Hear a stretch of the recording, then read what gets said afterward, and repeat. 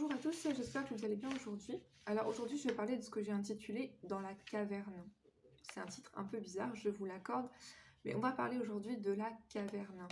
Il y a quelque chose qui m'a frappé quand j'ai lu ce passage pour l'étudier pour vous, Juge chapitre 15, verset 8. Samson les bâtit rudement dos et ventre, puis il descendit et se retira dans la caverne du rocher d'État. Donc Samson, après avoir fait des exploits, s'était retiré dans cette caverne. Alléluia. Qu'est-ce que c'est que la caverne pour nous les chrétiens aujourd'hui? Premièrement, la caverne est un lieu de formation. La caverne, c'est là où Dieu vous forme. Et il faut savoir que la caverne n'est pas censée être confortable. Quand Dieu nous instruit, quand Dieu nous forme, souvent c'est inconfortable. Parce qu'il veut nous entraîner, en fait, tout simplement. Et vous savez que, par exemple, pour un soldat, l'entraînement, c'est jamais dans un palace.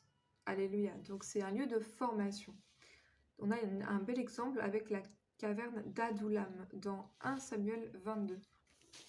Donc premièrement, la caverne, c'est un lieu de formation. 1 Samuel 22. 1 Samuel 22. À partir du verset... À partir du verset 1. David partit de là et se sauva dans la caverne d'Adoulam. Ses frères et toute la maison de son père l'apprirent et ils descendirent vers lui. Tous ceux qui se trouvaient dans la détresse, qui avaient des créanciers ou qui étaient mécontents, se rassemblèrent auprès de lui et il devint leur chef. Donc la caverne d'Adoulam, c'est un lieu de formation, un lieu d'équipement pour le chrétien. Alléluia. C'est pas un lieu confortable, c'est un lieu où Dieu nous entraîne. Dieu nous entraîne dans le secret. Et donc ça m'amène à mon deuxième point. La caverne, c'est le lieu secret. La caverne, c'est le refuge. Alléluia. Si vous êtes chrétien, vous devez absolument avoir un lieu où ça, c'est votre lieu secret.